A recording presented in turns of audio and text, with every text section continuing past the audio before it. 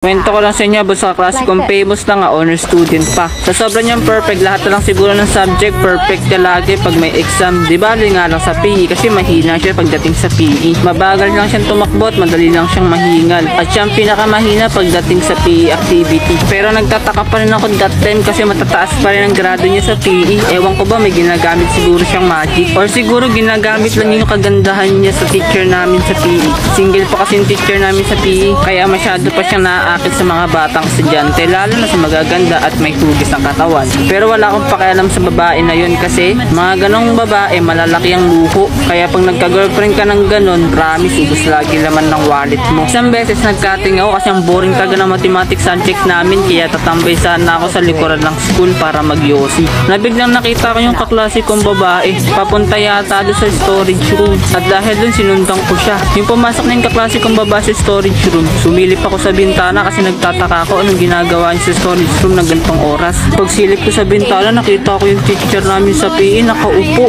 Sabay sabi ng teacher namin, bakit doon tagal ng kaklase kong babae. Sabay sabi ng kaklase kong babae doon sa teacher namin sa PE, mahirap daw tumakas lalo na pag nagle-lesson na sa mathematics. Sabay sabi ng teacher namin sa PE, oo na, lagi namang ganyan. At sabay sabi naman ng kaklase kong babae, bilisan lang natin, ayoko magka-absent sa subject sa math. Tapos pagkamaya-maya lang, nagulat ako sa nakita ko. Yung teacher namin sa PE, pati yung kaklase kong babae nag-aano.